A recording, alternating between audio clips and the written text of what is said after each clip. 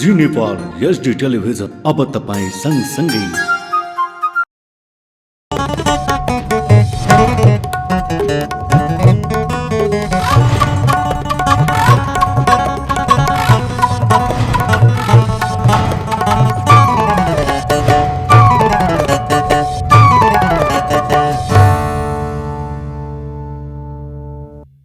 नमस्कार, जी नेपाल न्यूजमा यहाँलाई स्वागत छ।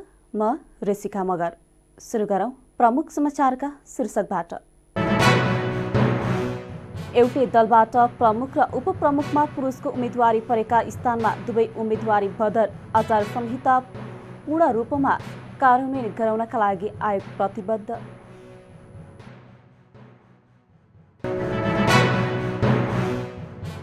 अन्य दलहरूसँग भएको चुनावी तालमेल तत्काल खारेज गर्ने सत्तारूढ गठबन्धनको निर्णय। सहमति विपरीत गठबन्धन दलबाट भएका उम्मेदवारीहरू तत्काल फिर्ता लिने।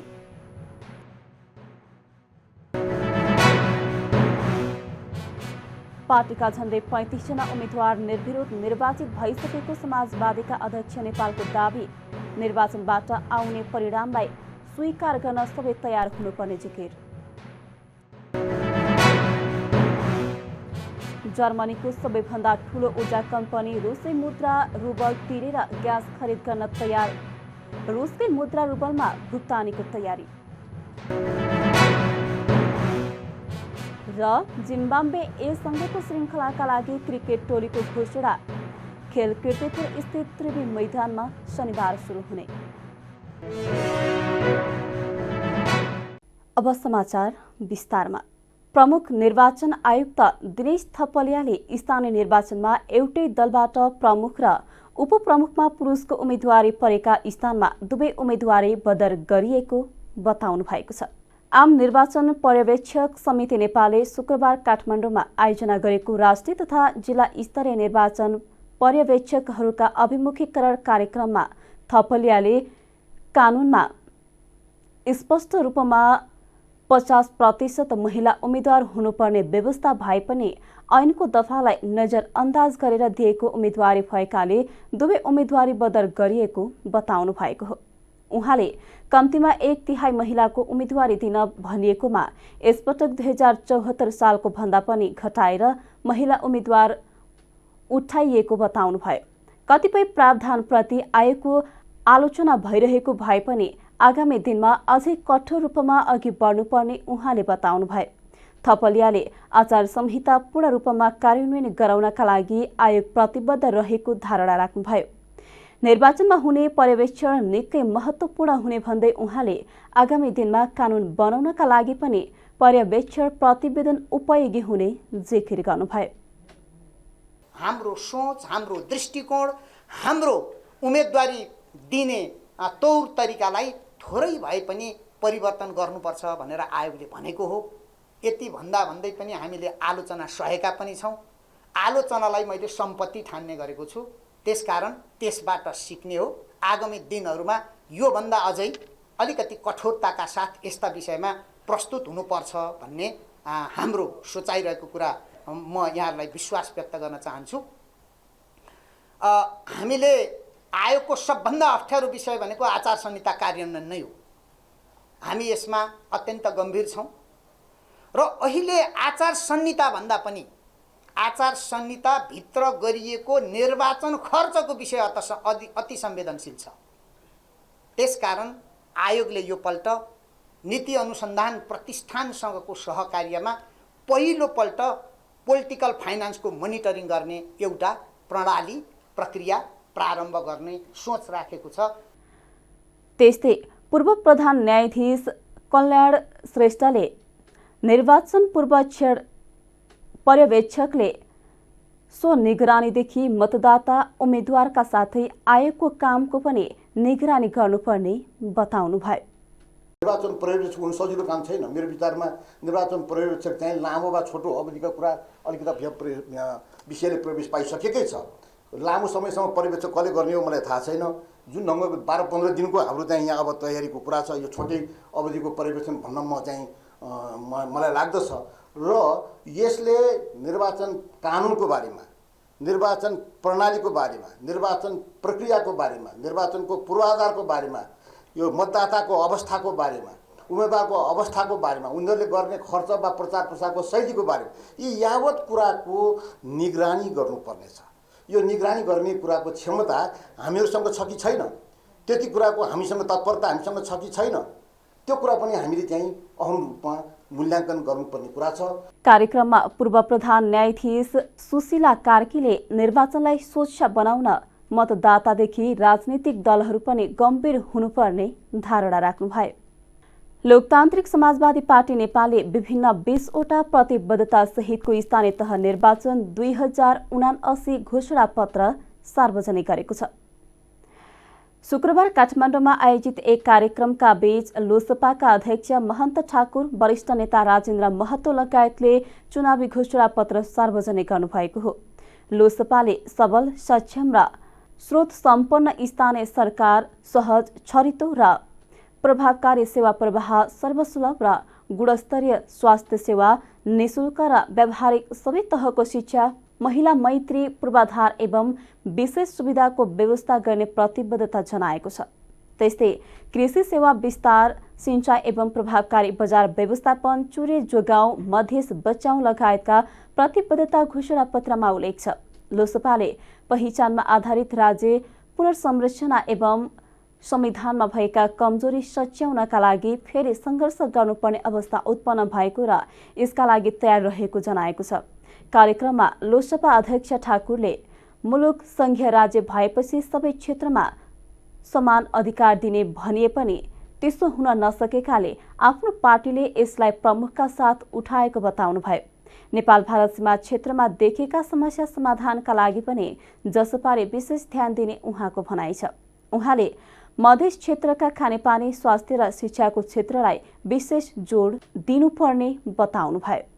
जो संविधानको कुरा छ उठाउँदै आएका छौँ, किनकि जनआन्दोलनमा जुन कुराहरू राज्य पुनर्संरचनाको विषयमा सहमति भएको थियो त्यो अनुसार चाहिँ संविधान लेखन भएन अनि जो ड्राफ्ट प्रकाशित सार्वजनिक गरियो त्यसै बेलादेखि चाहिँ हामीले त्यो कुराहरू जुन राज्य संरचना सम्बन्धी सहमति भएको थियो र अन्तरिम संविधानमा समेत त्यो कुरा राखिएको थियो। पार्टिकुलरली मधेसको विषयमा त राखिएको थियो, ऊ नै भएको थियो, सहमति नै भएको थियो, सम्झौता नै भएको थियो 8 बुँदे र संविधानको निर्माण चाहिँ संविधान सभाद्वारा हुने र राजनीतिक सहमतिको द्वारा हुने भनेर प्रिम्बुलमा नै उल्लेख गरिएको थियो अन्तिम प्याराग्राफमा। त्यो अनुसार पनि संविधानमा जुन कुरा एकचोटि अन्तिम संविधानमा जुन कुराहरू आइसकेको थियो त्यो कुराहरूको पनि राखिएन। मुख्यतः यो स्वीकार गरिएको थियो आन्दोलनको समयमा कि नेपालमा चाहिँ जातीय आधारमा, क्षेत्रीय आधारमा, धर्म, भाषा, संस्कृति, श्रम आदिको आधारमा चाहिँ विभेद हुँदै आएको छ। त्यस्तै लोसपा वरिष्ठ नेता राजेन्द्र महतोले कांग्रेस कम्युनिस्टहरू सत्ता र सरकारका लागि चुनाव लड्ने भए पनि लोसपा अधिकार र पहिचानका लागि चुनाव लड्ने बताउनुभयो। चुनावलाई नै आन्दोलनको रूपमा लिँदै अधिकार प्राप्तिको आगामी सङ्घर्षका लागि लोसपा तयार रहेको उहाँको भनाइ छ। त्यस्तै उहाँले निर्वाचनकै खिल्ली उठाउने गरी ठूला दलहरू गठबन्धन बनाएर चुनाव लड्न लागेको भन्दै लोसपा एक्लै चुनाव लड्ने बताउनुभयो। यो अहिलेको निर्वाचन भनेको कांग्रेस कम्युनिस्ट भन्दा लोकतान्त्रिक समाजवादी पार्टी किन भिन्न हो भने कांग्रेस कम्युनिस्ट चुनावको लागि, सत्ताको लागि, केन्द्रीय निर्वाचन पनि सत्ताको लागि, सरकारको लागि लड्ने हो। लोकल इलेक्सन पनि सत्ता र उसको लागि, सरकारको लागि लड्ने हो। लोकतान्त्रिक समाजवादी पार्टी सत्ता र सरकारको लागि मात्रै लड्ने होइन, सत्ता र सरकार पनि हो, तर नीति र सिद्धान्त पनि हो, अधिकार र पहिचान पनि हो। हाम्रो अधिकार पहिचानका जुन सवालहरू उठाएका हौँ त्यो अधिकार पहिचानका सवालको लागि आगामी दिनमा गरिने सङ्घर्ष को पूर्वाधारको तयारीको रूपमा स्थानीय निर्वाचनलाई हामी लिएका हौँ। त्यो एउटा सङ्घर्षकै एउटा चुनावलाई पनि एउटा आन्दोलनको रूपमा सङ्घर्षको रूपमा लिएका हौँ र आगामी सङ्घर्षको तयारीको रूपमा हामी लिएका हौँ त्यो स्थानीय स्तरको निर्वाचनलाई। त्यसैले त्यो प्रयोजनको लागि समेत हामी यो निर्वाचनलाई प्रयोग गर्छौँ। जनताको विकास, जनताको सेवा सुविधाको साथसाथै जनताको अधिकार र पहिचानको जुन सवाल हो, संविधान र शासनको जुन सवाल हो र त्यसको लागि आगामी दिनमा गरिने जुन सङ्घर्ष हो त्यसको तयारीको रूपमा पनि हामी त्यो लोकल इलेक्सनका जुन अहिले तयारी भइरहेछ त्यसलाई हामी त्यो रूपमा पनि लिएका हौँ।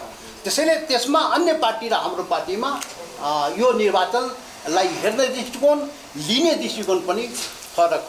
मजाक यो त्यसो मजाक भइरहेछ, जनतासँग मजाक, यहाँका ठुला बडा पार्टीले जनतासँग मजाक गरेको। लोकसभाले काङ्ग्रेस ठूलो पार्टी भए पनि काम सानो र कम्युनिस्ट पार्टीहरू विचार शून्य सत्तालोलुप राजनीतिक उद्यमी भएको टिप्पणी पनि गरेको छ। नेपाली काङ्ग्रेसका महामन्त्री गगन थापाले पार्टीभित्र तालमेलका विषयमा जे जस्तो बहस भए पनि अब पार्टीले गरेको निर्णय अनुसार सबै अघि बढ्नुपर्ने बताउनु भएको छ। शुक्रबार काठमाडौँमा आयोजित एक कार्यक्रममा थापाले पार्टीभित्र बहस मतभेद हुनु स्वाभाविक भएको भन्दै पार्टीको आधिकारिक निर्णय अनुसार सबै अघि बढ्नुपर्ने बताउनु भएको हो। तालमेलका विषयमा आफूले उठाएको बहस सैद्धान्तिक विषय भएकाले यसलाई पछि छलफल गर्न सकिने उहाँको भनाइ छ। उहाँले निर्वाचनमा एक ढिक्का भएर पार्टीलाई विजय गराउनु पर्ने बताउनु भयो।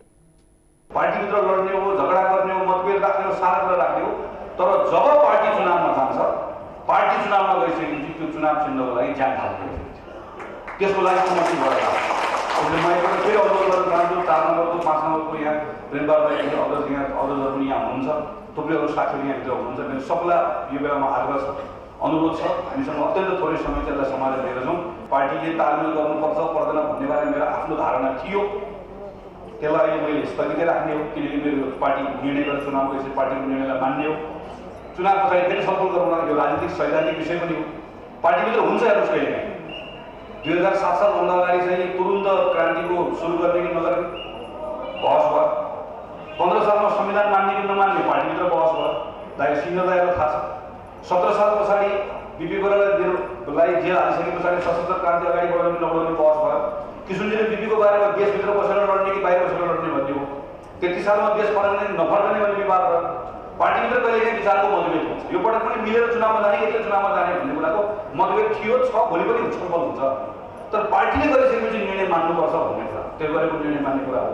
अब अहिले यहाँबाट गइसके पछाडि अहिले अन्तिम छलफल छ। त्यो अन्तिम छलफल हुँदै गर्दाखेरि बुढारीपटन नगरपालिकाकै सन्दर्भमा पनि केही उम्मेदवार हुनुभएको साथीहरू त्यो साथीहरूले चाहिँ पार्टीको बृहत्तर हितका निम्ति यो त्यहाँभित्र अब नेताहरू बसिराख्नु भएको छ, छलफल गरिराख्नु भएको छ। केही कुराहरू छलफल गरेर पार्टीले यो निर्णय गर्यो भनेर भन्दै गर्दाखेरि त्यो बेलामा मनमा उम्मेदवार भइसकेको साथीहरूलाई स्वाभाविक रूपमा त्यसले केही न केही अप्ठ्यारो त बनाउँछ। तर त्यस्तो निर्णय गर्ने अवस्था आयो भने पनि त्यो निर्णयको लागि पनि थापाले पार्टीभित्र टिकटलाई लिएर असन्तुष्टि राख्ने सबैलाई समेटेर अघि बढ्ने स्पष्ट पार्नुभयो। प्रधानमन्त्री निवास बालुवाटारमा शुक्रबार बसेको बैठकले 5 दलीय गठबन्धन भन्दा बाहिर अन्य दलहरूसँग भएको तालमेल तत्काल खारेज गर्ने र तालमेल खारेज नगरे सम्बन्धित दलले तत्काल कारबाही गर्ने निर्णय गरेको हो। त्यस्तै गठबन्धनबीच भएको सहमति विपरीत विभिन्न दलका प्रतिनिधिहरू स्वतन्त्र रूपमा दर्ता गरेका उम्मेदवारीहरू तत्काल फिर्ता गर्न पहल गर्ने निर्णय गरिएको छ। बैठकले 5 दलीय गठबन्धनबीच यसअघि केन्द्रबाट भएको सहमति अनुसार 6 महानगर र 11 उपमहानगरका प्रमुख र उपप्रमुख पदमा भएको सहमति विपरीत गठबन्धन दलबाट भएका उम्मेदवारीहरू तत्काल फिर्ता लिने निर्णय गरेको छ। नेकपा एकीकृत समाजवादीका अध्यक्ष माधव कुमार नेपालले पार्टीका झण्डै 35 जना उम्मेद्वार निर्विरोध निर्वाचित भइसकेको दावी गर्नुभएको छ। शुक्रबार काठमाडौँमा आयोजित पार्टी प्रवेश कार्यक्रममा अध्यक्ष नेपालले गाउँपालिका अध्यक्ष उपाध्यक्ष लगायतका केही सदस्यहरू गरी झण्डै 35 जना निर्विरोध निर्वाचित भइसकेको दावी गर्नुभएको हो। अध्यक्ष नेपालले यस्तै विजय सुरुवात यसअघि राष्ट्रिय सभाबाट पनि भएको भन्दै अन्य निर्वाचनमा पनि पार्टीको विजय सुनिश्चित रहेको उहाँले बताउनुभयो। अध्यक्ष नेपालले निर्वाचनबाट आउने परिणामलाई स्वीकार गर्न सबै तयार हुनुपर्ने जिकिर गर्नुभयो। उहाँले उम्मेद्वार चयनका विषयमा देखेका विषयमा गठबन्धनभित्र समीक्षा हुने पनि बताउनुभयो। नोमिनेसन फाइल मनोनयन दर्ताको समयमा निर्विरोध रूपमा मनोनयन दर्ता भएका केही व्यक्तिहरूमध्ये हाम्रो पार्टीसँग जोडिएका नेपाल कम्युनिस्ट पार्टी समाजवादीसँग जोडिएका 2 जना गाउँपालिकाका अध्यक्षहरू निर्विरोध निर्वाचित भए। 1 जना उपाध्यक्ष निर्विरोध निर्वाचित हुनुभयो। 6 जना वडा अध्यक्ष निर्विरोध निर्वाचित हुनुभयो। 26 जना सदस्यहरू निर्विरोध निर्वाचित हुनुभयो। झन्डै 35 जना व्यक्तिहरूले विजय हासिल गरेर हाम्रो पार्टीको झण्डालाई हामीले अगाडि सारेको चिन्ह कलम चिन्हका त्यो बोक्ने पार्टी नेपाल कम्युनिस्ट पार्टी एकीकृत समाजवादीको विजयको झण्डा फहराउँदै उनीहरू अगाडि बढ्ने। मैले विजयीहरू प्रतिस्पर्धा गर्न कसैले आँट गरेन। उहाँलाई म बधाई दिन चाहन्छु। यस्तै विजयको सुरुवात हामीले गरेका थियौँ राष्ट्रिय सभाको चुनावमा। कलम चिन्ह बोकेर स्वतन्त्र उम्मेदवार भएर हाम्रो उम्मेदवार विजयी हुनुभएको थियो। त्यसपछिको राष्ट्रिय सभाको चुनावमा हामीले अर्को 5 वटा सिट हासिल गर्यौं। विजयको अर्को झण्डा फहरायो। अब विजयको अब झण्डा फहराउनु पर्ने बेला आएको छ। यसको निम्ति तपाईँ हाम्रो मेहनत चाहिन्छ। उम्मेदवारीको बारेमा तलमाथि होला भएको होला कतिपय ठाउँहरूमा हाम्रा दुखैसाहरू होला, हाम्रा आलोचना पनि होला, हाम्रा गठबन्धन दलका अन्य पार्टीहरूप्रति त्यो आफ्नो ठाउँमा हामी विवेचना गरौँ। कार्यक्रममा नेकपा एकीकृत समाजवादी र बहिर्गमित जनमुक्ति सेना नेपाल बीच एकता घोषणा गरिएको थियो। नेपालमा शुक्रबार थप 14 जनामा कोरोना संक्रमण पुष्टि भएको छ। देशभर गरेको 1778 PCR परीक्षणका क्रममा 13 जना र 993 एन्टिजेन परीक्षणका क्रममा 1 जनामा कोरोना संक्रमण पुष्टि भएको हो। कोरोनाका कारण शुक्रबार कसैको पनि मृत्यु नभएको स्वास्थ्य मन्त्रालयले जनाएको छ। त्यस्तै थप 19 संक्रमित कोरोना मुक्त हुँदा हालसम्म नेपालमा 9,66,612 जना निको भएका छन्। हाल नेपालमा 243 सक्रिय संक्रमित आइसोलेसनमा रहेको मन्त्रालयले जनाएको छ। मुलुकको दोस्रो अन्तर्राष्ट्रिय विमानस्थल रूपन्देहीको भैरवा स्थित गौतम बुद्ध अन्तर्राष्ट्रिय विमानस्थलमा नेपाल एयरलाइन्सको वाइड बडी A330 जहाजले अपरेसनल पर्फर्मेन्स टेस्ट फ्लाइट सम्पन्न गरेको छ।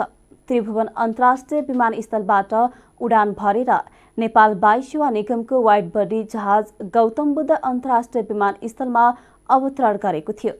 त्रिभुवन अन्तर्राष्ट्रिय विमानस्थल सञ्चालनमा आएको 74 वर्षपछि अर्को नयाँ अन्तर्राष्ट्रिय विमानस्थल सञ्चालनमा आएको हो। नेपाल नागरिक उड्डयन प्राधिकरणका महानिर्देशक प्रदीप अधिकारीले नेपालमा दोस्रो विमानस्थल औपचारिक रूपमा सञ्चालनमा आउनु मुलुकका लागि महत्त्वपूर्ण उपलब्धि भएको बताउनुभयो। राष्ट्रिय गौरवको आयोजनाको रूपमा रहेको बहुप्रतिष्ठित गौतम बुद्ध विमानस्थल वैशाख 15 देखि दैनिक 18 घण्टा र आगामी जेठ 2 गतेदेखि 24 घण्टा अन्तर्राष्ट्रिय व्यावसायिक उडान सञ्चालन हुनेछ। महानिर्देशक अधिकारीले राष्ट्रिय गौरवको आयोजना सम्पन्न भएर पूर्ण कार्यान्वयनमा आएको पहिलो आयोजना भएको बताउनुभयो। डेमोन्स्ट्रेसन फ्लाइट हैन, यसमा रनवे, लाइटिङ, तपाईको पार्किङ, त्यसपछि हायर immigration, custom, baggage handling system, यसको फ्लो म्यानेजमेन्ट कसरी गर्ने भन्ने यो डेमोन्स्ट्रेसन हो। किनभने जेठ 2 गते हामी व्यवसायिक उडानै गर्छौँ, केही सुधार गर्न पनि छ कि भन्ने हिसाबले आज यो फ्लाइट भएको छ। अब जेठ 2 गते हाम्रो सबै म्यान पावर, इक्विपमेन्ट, एयरलाइन सबै हाम्रो तयार छ। जेठ 2 गते अब जेठ 2 गते कुर्ने मात्रै हो, अरू सबै चिज तयारी छ। यो एयरपोर्टको यस्तो हो, यो एयरपोर्ट क्याटेगोरी भनेको 4E हो। 4E भन्छ हैन, 4E क्याटेगोरी भने काठमाडौँको नि 4E नै हो। 4E क्याटेगोरी संसारभरि जस्तो हुन्छ, यहाँ पनि त्यस्तै छ। त्रिभुवन अन्तर्राष्ट्रिय विमानस्थलकै क्षमतामा गौतम बुद्ध अन्तर्राष्ट्रिय विमानस्थल सञ्चालन हुने प्राधिकरणले जनाएको छ। कुल 45 मिटर चौडाइ र 3000 मिटर लामो धावन मार्गको उक्त विमानस्थललाई व्यावसायिक सञ्चालनमा आउँदा हालको त्रिभुवन अन्तर्राष्ट्रिय विमानस्थलको चाप न्यूनीकरण हुने प्राधिकरणले जनाएको छ। स्थानीय तह निर्वाचन 2079 बाँकेमा अध्यक्ष, उपाध्यक्ष, वडाध्यक्ष, सदस्य, महिला र दलित सदस्यमा गरी झण्डै 2500 जनाले उम्मेदवारी दर्ता गरेका छन्। जिल्ला निर्वाचन कार्यालय बाँकेका सूचना अधिकारी शिवराज पन्तका अनुसार प्रमुख अध्यक्ष पदमा 73 जनाको उम्मेदवारी परेको छ। प्रमुख अध्यक्ष पदमा सबैभन्दा कम नरैनापुरमा 4 र सबैभन्दा बढी नेपालगञ्ज उपमहानगरमा 18 जनाको उम्मेदवारी परेको छ। त्यसैगरी उपप्रमुख उपाध्यक्ष पदमा 56 जनाको उम्मेदवारी परेको छ। सबैभन्दा बढी नेपालगञ्ज र कोहलपुरमा 10 जना र सबैभन्दा कम नरैनापुर र बैननाथमा 5 जनाको उम्मेदवारी परेको छ। वडाध्यक्षमा 511 जनाको, सदस्यमा 872 महिला सदस्य 424 र दलित सदस्यमा 392 जनाको उम्मेदवारी परेको आयोगले जनाएको छ। जी नेपाल न्युजमा अब एकैछिन विश्रामभन्दा अगाडि प्रमुख समाचारका शीर्षकहरू। एउटै दलबाट प्रमुख र उपप्रमुखमा पुरुषको उम्मेदवारी परेका स्थानमा दुवै उम्मेदवारी बदर। आचार संहिता पूर्ण रूपमा कार्यान्वयन गराउनका लागि आयोग प्रतिबद्ध।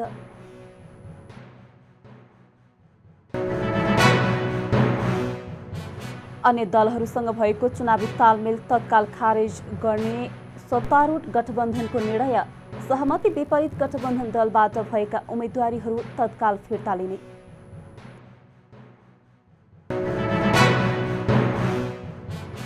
पार्टीका झण्डै 35 जना उम्मेद्वार निर्विरोध निर्वाचित भइसकेको समाजवादीका अध्यक्ष नेपालको दाबी। निर्वाचनबाट आउने परिणामलाई स्वीकार गर्न सबै तयार हुनुपर्ने जिकिर।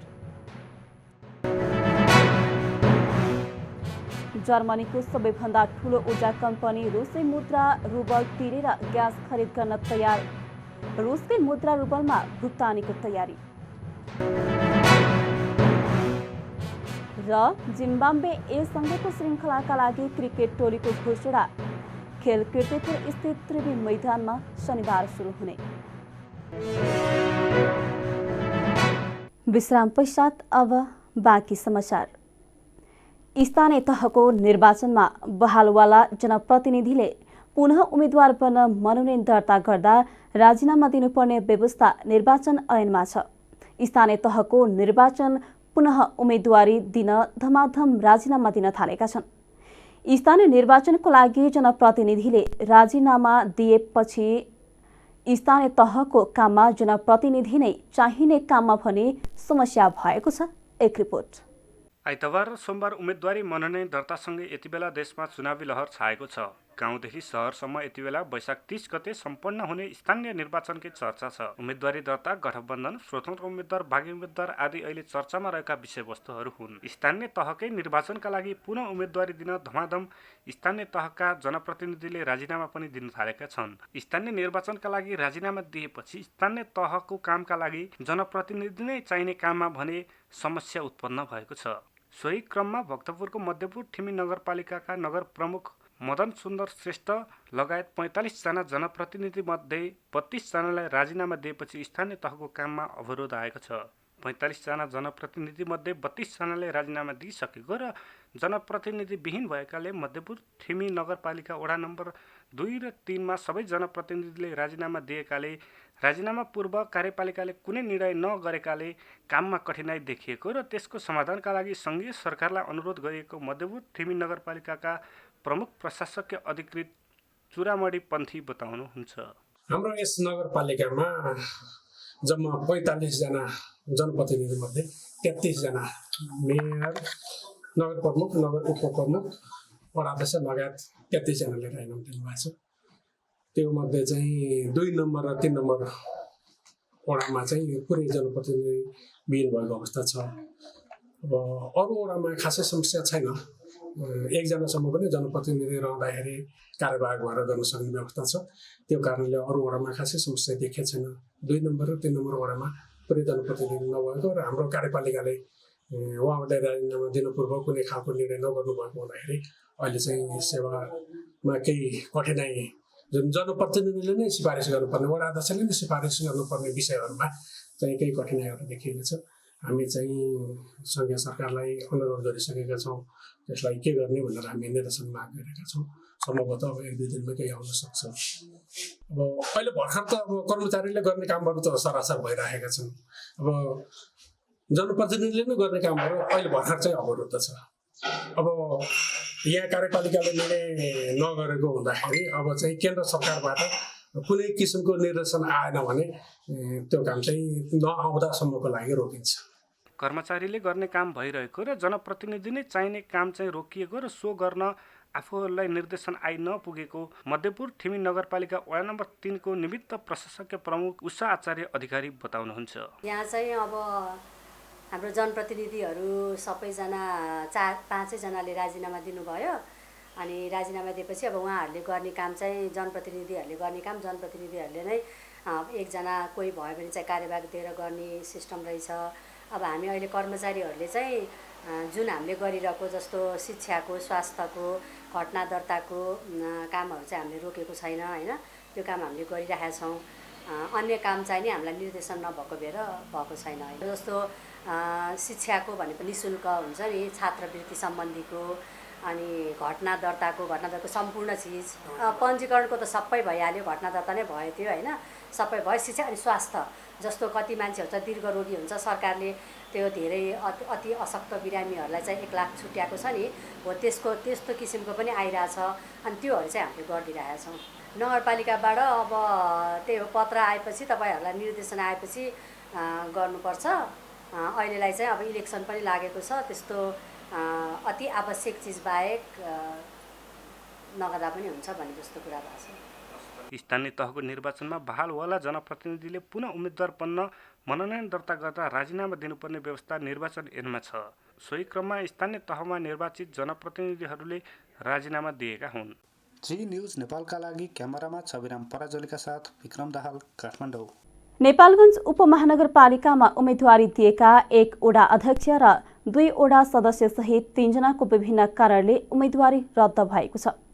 मुख्य निर्वाचन अधिकृतको कार्यालय नेपालगञ्जका सहायक निर्वाचन अधिकृत नगेन्द्र चौलागाईले दिएको जानकारी अनुसार नेपालगञ्ज उपमहानगरको वडा नम्बर 17 मा वडा अध्यक्ष पदका उम्मेद्वार अजय कुमार पाठक, उपमहानगरपालिका वडा नम्बर 3 दलित सदस्य पदका उम्मेद्वार निर्मला देवी वंशाकार र वडा नम्बर 7 का सञ्जु वंशाकारको उम्मेदवारी रद्द भएको हो।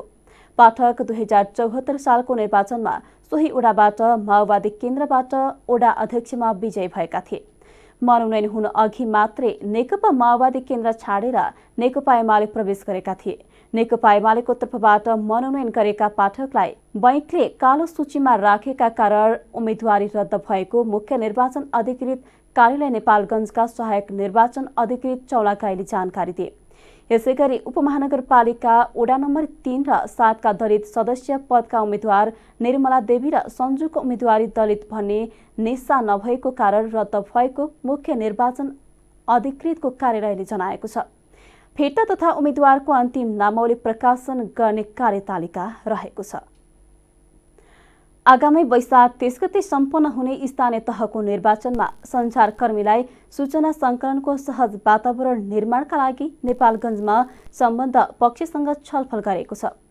संवाद समूह बाँकेको आयोजनामा सम्पन्न भएको कार्यक्रममा बाँकेका प्रमुख निर्वाचन अधिकृत खडानन्द तिवारीले निर्वाचनका सूचना सहज ढङ्गले प्रवाहको लागि व्यवस्था मिलाइने बताउँदै निर्वाचनको बारेमा सूचना तथा समाचार सम्प्रेषण गर्दा निर्वाचन आचार संहितालाई मनन गर्दै पालना गर्नको लागि आग्रह गरे। कार्यक्रममा बाँकेका प्रमुख जिल्ला अधिकारी सूर्यबहादुर खत्रीले निर्वाचनको बेलामा सुरक्षा सतर्कता तथा सञ्चारकर्मीलाई आचार संहिताभित्र रहेर निर्वाचन सूचना सम्प्रेषणको व्यवस्था मिलाइने प्रतिबद्धता जनाए। सो अवसरमा नेपाल पत्रकार महासंघका केन्द्रीय महासचिव रोशन पुरीले पत्रकारले पूर्ण रूपमा आचार संहितामा रहेर आफ्नो सञ्चार कर्म गर्नको लागि आग्रह गरे। उनले निर्वाचनमा भाग लिएका 2 जना केन्द्रीय सदस्य सहित 200 जनाको सदस्यता निलम्बन गरेको बताए। संवाद समूहमा संवाद समूहका सहजकर्ता शुक्र ऋषि चौलागाईको सहजीकरणमा सम्पन्न कार्यक्रममा प्रहरी नायब उपरीक्षक मधुसूदन नेउपाने, नेपाल पत्रकार महासंघका सचिव हेमकर्ण विकल, केन्द्रीय सदस्य भरत शाह र सुशील पोखरेल लगायतको सहभागिता रहेको थियो। काठमाडौँ उपत्यका अपराध अनुसन्धान कार्यालयले दुवै पठाइदिने भन्दै रकम ठगी गर्ने 2 जनालाई नियन्त्रणमा लिएको छ। पर्साको वीरगञ्ज महानगरपालिका 5 का ललितपुर ठेचो बस्ने 33 वर्षीय विकास तामाङ र 60 वर्षका हरिबहादुर तामाङ पक्राउ परेका हुन्। उनीहरूले मोरङ रतुवामाई नगरपालिका 9 इटहराका काठमाडौँ शान्तिनगर बस्ने 20 वर्षका विक्रम मिश्र सहित 5 जनालाई भेजिट भिजामा दुवैजना प्रति व्यक्ति 1,90,000 का दरले 9,50,000 रुपैयाँ ठगी गरेको कार्यालयले जनाएको छ।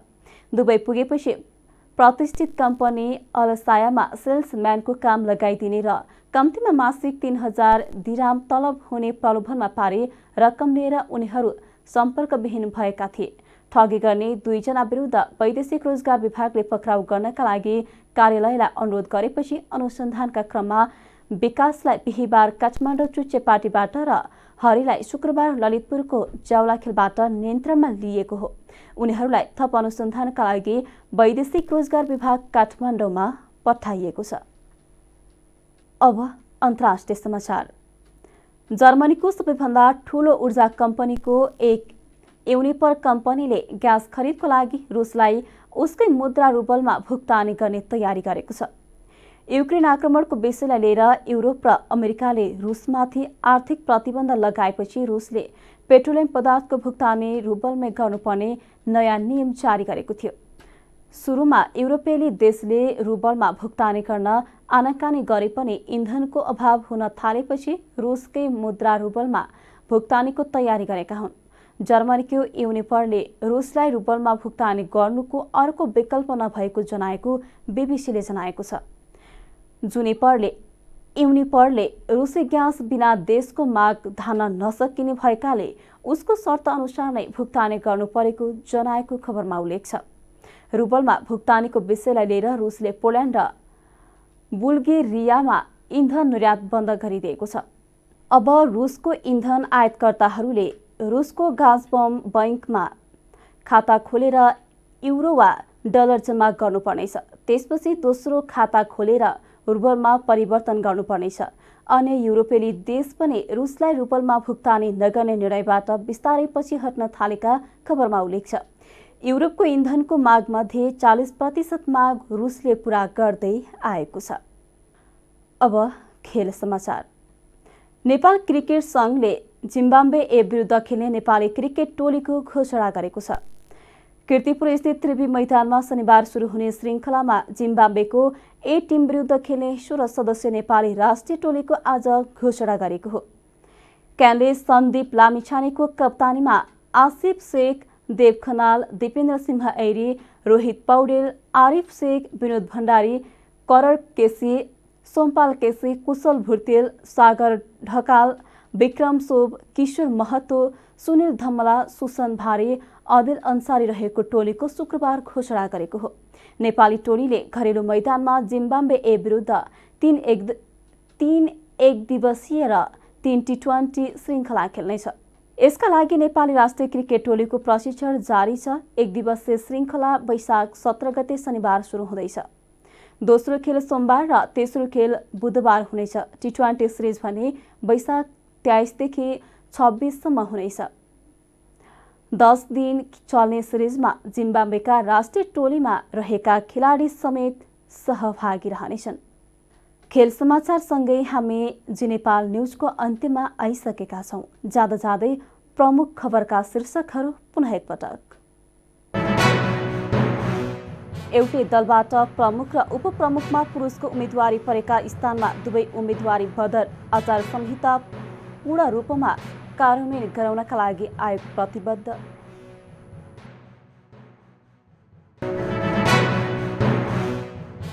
अन्य दलहरूसँग भएको चुनावी तालमेल तत्काल खारेज गर्ने सत्तारूढ गठबन्धनको निर्णय।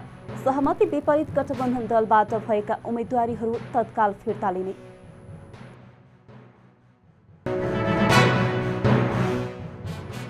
पार्टीका झण्डै 35 जना उम्मेद्वार निर्विरोध निर्वाचित भइसकेको समाजवादीका अध्यक्ष नेपालको दाबी।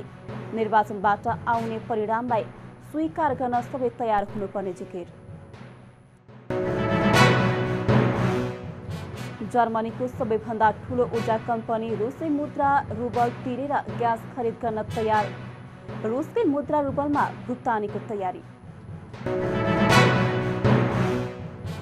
र जिम्बाब्वे ए संघको श्रृङ्खलाका लागि क्रिकेट टोलीको घोषणा। खेल कीर्तिपुर स्थित त्रिवी मैदानमा शनिबार सुरु हुने। हवस् त अहिलेका लागि जी नेपाल एचडी न्युज यति नै। ताजा समाचार र मनोरञ्जनका लागि जी नेपाल एचडी टेलिभिजन हेर्दै गर्नुहोला। नमस्कार।